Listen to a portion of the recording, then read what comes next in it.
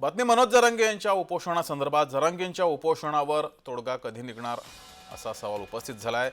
देशमुख कुटुंबियांच्या आग्रहानंतर जरांगेंनी पाणी घेतलंय, मात्र जरांगे यांचं उपोषण अद्यापही सुरूच आहे। त्यांची प्रकृती खालावलेली आहे। संतोष देशमुखांच्या मातोश्रींना यावेळेस अश्रू अनावर झाले, तर जरांगेंच्या आमरण उपोषणाचा चौथा दिवस आहे। अंतरवालीमधून हे उपोषण सुरू आहे।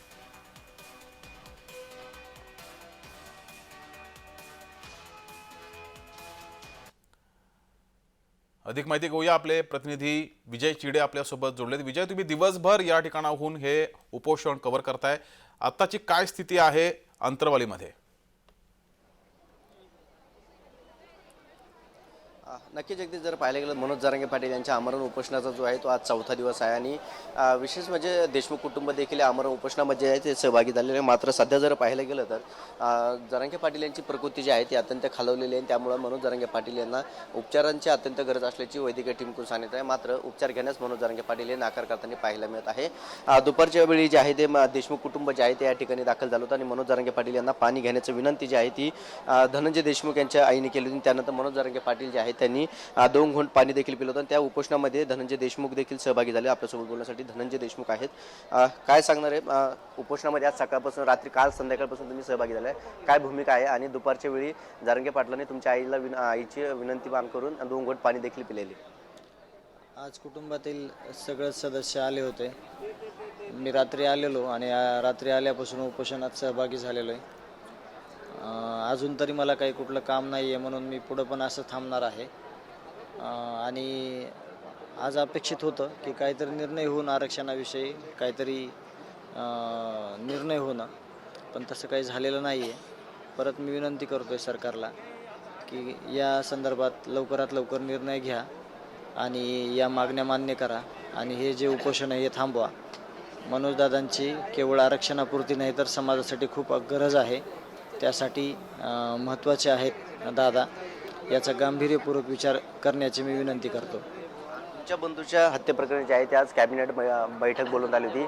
अजित पवारांनी ती बैठक देखील पार पडली। त्यानंतर जर पाहिलं गेलं तर यामध्ये जे कोणी दोषी असतील त्यांच्यावरती कारवाई केली जाईल असं त्यांनी म्हणलं। मात्र धनंजय मुंडेच्या राजीनाम्यात इनडायरेक्टली टाळल्याचं दिसून येत आहे। जे कोणी दोषी असतील त्यांच्यावर कारवाई करण्यात येईल आणि जे काही दोषी नसतील त्यांच्यावर आम्ही कारवाई करा पण म्हणत नाही, परंतु ते दोषी जर शेवटच्या क्षणी आढळले, शेवटच्या क्षणी जर त्यांच्याकडूनच सगळं घडलेलं असेल तर त्याचे जिम्मेदार ज्यांनी हे वक्तव्य केलेले आहेत ते असतील असं मी स्पष्ट करतो। ते अजित पवार जे आहेत ते बीडला देखील असणार आहे, तर तुम्ही उद्या त्यांची भेट घेणार आहेत का? या ठिकाणाहून तुम्ही कधी उपोषण सोडून तिकडे जाणार आहात? नाही, रात्री मी गावकऱ्यांशी संपर्क करून त्यांची जी भूमिका आहे, जे दादांना ते गावकरी सगळे भेटणार होते त्या संदर्भात चर्चा करून मी माहिती देईल परत। मग विजय, त्यांच्या आई देखील या ठिकाणी चक्कर आली होती, उपोषणामध्ये सहभागी झाल्या होत्या, त्यानंतर त्यांनाही विजय त्यांच्या आई खूप भावूक झाल्या होत्या, या संदर्भात विचारा। नक्कीच नक्कीच तुमच्या आई जी आहे त्या जरांगे पाटलांना भेटण्यासाठी जे आहेत खूप भावूक झाल्या होत्या आणि त्यानंतर काय वाटलं नेमकी?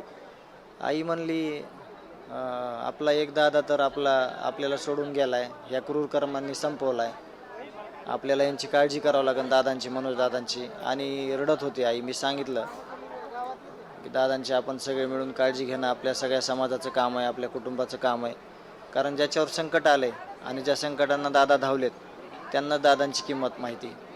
म्हणून मी आज काल रात्रीपासून आत्तापर्यंत या उपोषणात सहभागी झालेलो आहे। त्याचप्रमाणे मी आवाहन करतो की सगळ्यांनी या उपोषणात सहभागी झालं पाहिजे आणि या मागण्या मान्य करून घेतल्या पाहिजे। जगदीश, जर पाहायला गेलं तर हे धनंजय देशमुख होते आणि वैभव देशमुख जे आहेत त्यांनी देखील दुपारच्या वेळी जे आहे ते जरांगे पाटील यांची भेट घेतली होती। त्या देखील भाऊक ज्या आहेत त्या झाल्याचं आपल्याला पाहायला मिळालं होत्या। मनोज जरांगे पाटील यांची तब्येत अत्यंत नाजूक असल्याचं त्यांनी म्हटलं आणि त्यामुळे आता सरकारने मनोज जरांगे पाटील यांच्या मागण्या ज्या आहे त्या तातडीने पूर्ण कराव्या असं देखील वैभव देशमुख यांनी मागणी केलेली आहे आणि त्यावेळी त्या भाऊक देखील झाल्या होत्या। देशमुख कुटुंब जे आहे ते संपूर्ण त्या ठिकाणी होतं आणि याच वेळी जे आहे ते लाख मेले तरी चालतील, मात्र मनोज जरांगे पाटील जगले पाहिजे अशी प्रतिक्रिया वैभव। मात्र विजय, डॉक्टरांनी मनोज जरांगे यांची तपासणी करण्यासाठी डॉक्टरांचं पथक आलं होतं, मनोज जरांगे यांनी तपासणी करण्यासाठी नकार दिला, यावर डॉक्टरांचं नेमकं म्हणणं काय होतं? नक्कीच अगदी जर पाहिलं तर त्या ठिकाणी जे आहे ते वैद्यकीय टीम दाखल झालेले आहेत आणि मनोज जरांगे पाटीलसह शेकडो जण जे आहेत ते या ठिकाणी आमरण उपोषण करत आहे आणि मनोज जरांगे पाटील यांची तपासणी जी आहे ती वैद्यकीय टीमकडून करण्यात येत आहे. मात्र उपचार घेण्याची अत्यंत गरज असल्याचं वैद्यकीय टीमकडून सांगण्यात येत आहे. मात्र मनोज जरांगे पाटील यांच्याकडून उपचार घेण्यास नाकार देण्यात येत आहे. त्यांच्याकडून नाकार देण्यात येत असल्यामुळे त्यांच्यासोबत उपोषणामध्ये सहभागी असणारे ते देखील उपोषणात नाकार करत होते. मात्र जरांगे पाटील यांनी त्यांना उपचार घेण्याची विनंती केल्यानंतर आता जे त्यांच्यासोबत सामूहिक उपोषणामध्ये सहभागी आहेत ते कुठेतरी उपचार घेत आहेत. मात्र जरांगे पाटील यांच्याकडून उपचार टाळण्यात आहे. त्यांचे बीपी असेल, शुगर असेल हे देखील कमी झाल्याची माहिती जी आहे ती डॉक्टरांकडून देण्यात आलेली आहे. त्यामुळे आता मनोज जरांगे पाटील यांना उपचाराची अत्यंत गरज असल्याची प्रतिक्रिया जी आहे ती आता वैद्यकीय अधिकाऱ्यांकडून देण्यात येते सध्या तरी. जी धन्यवाद विजय दिलेल्या या माहितीबद्दल.